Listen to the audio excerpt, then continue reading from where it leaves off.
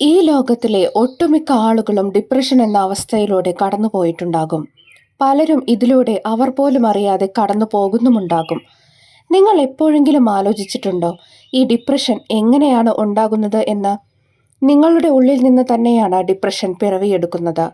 നിങ്ങൾ തന്നെയാണ് ഡിപ്രഷനുള്ള വഴിയൊരുക്കുന്നത്. നിങ്ങളുടെ ജീവിതത്തിൽ ഇല്ലാത്ത ഒന്നിനെക്കുറിച്ച് ആലോചിച്ച് വിഷമിച്ച് നിങ്ങൾ സ്വയം ഡിപ്രഷൻ ക്ഷണിച്ചു വരുത്തുന്നു. ഇന്റർനെറ്റിൽ മികച്ച ഒരു ബൈക്ക് കണ്ട്, സോഷ്യൽ മീഡിയയിൽ റീൽസ് കണ്ട്, മറ്റുള്ളവരുടെ കയ്യിലെ ഐഫോൺ കണ്ട് നിങ്ങൾ ചിന്തിക്കുന്നത് ഇങ്ങനെയാണ്: അവരുടെയൊക്കെ ജീവിതം എന്ത് സുഖമാണല്ലേ, അവർക്കൊക്കെ എല്ലാമുണ്ട്, എന്നാൽ എനിക്കോ ഇതൊന്നുമില്ല. ഈ ചിന്താഗതിയിൽ നിന്ന് തുടങ്ങുന്നു നിങ്ങളുടെ നാശത്തിന്റെ ആരംഭം. ഇവിടെ നിന്നാണ് ഡിപ്രഷൻ ആരംഭിക്കുന്നത്. നിങ്ങളുടെ മികച്ച ജീവിതത്തെ നിങ്ങൾ ഒന്നുമല്ലാതായി കാണുന്നിടത്ത് തുടങ്ങുന്നു നിങ്ങളുടെ പരാജയം.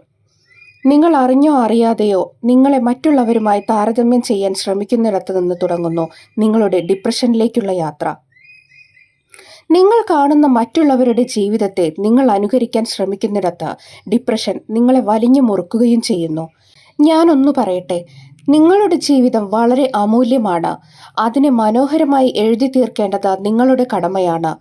നിങ്ങൾക്ക് എന്ത് കിട്ടാനാണ് മറ്റുള്ളവരുടെ കൈവശമുള്ള ബംഗ്ലാവ് കണ്ട് വിഷമിച്ചിരുന്നിട്ട്? നിങ്ങൾക്ക് എന്ത് പ്രയോജനമാണുള്ളത് മറ്റുള്ളവരുടെ കൈവശമുള്ള ഐഫോൺ കൊണ്ട്? മറ്റൊരാൾക്ക് നല്ലൊരു ഗേൾ ഫ്രണ്ട് ഉണ്ട് എന്ന് കരുതി നിങ്ങൾക്ക് എന്താണ് അതിൽ കാര്യം? നിങ്ങൾ എന്തിനാണ് വെറുതെ മറ്റൊരാളുടെ ജീവിതത്തിലേക്ക് എത്തി നോക്കാൻ പോകുന്നത്? നിങ്ങൾക്ക് അവിടെ എന്ത് കാര്യം? വെറുതെ മറ്റുള്ളവരുടെ ജീവിതത്തിലേക്ക് വലിഞ്ഞു കയറുന്ന സമയത്തിന് പകരം നിങ്ങളുടെ ജീവിതത്തെ മെച്ചപ്പെടുത്താനായി അതിനെ ഉപയോഗപ്പെടുത്തുക. മറ്റുള്ളവർ അവരുടെ ജീവിതത്തിൽ പലതും നേടിയെടുക്കുമ്പോൾ നിങ്ങൾ എന്താണ് നേടിയത്?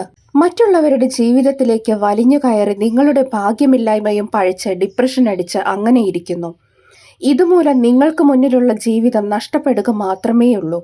നിങ്ങളുടെ കൈവശം ഇപ്പോൾ എന്താണുള്ളത് അതിൽ സന്തോഷം കണ്ടെത്താൻ ശ്രമിക്കുക.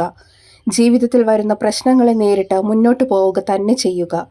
നിങ്ങളുടെ മുന്നിൽ വജ്രം കൊണ്ടുള്ള കസേരയിൽ ഒരാൾ ഇരുന്നാൽ പോലും അത് നിങ്ങളുടെ മനസ്സിനെ ഒരു തരത്തിലും ബാധിക്കരുത്. ഈ ലോകത്ത് ആരുടെയും ജീവിതം നിങ്ങൾ വിചാരിക്കുന്നത് പോലെ അത്ര സുഖകരമൊന്നുമല്ല.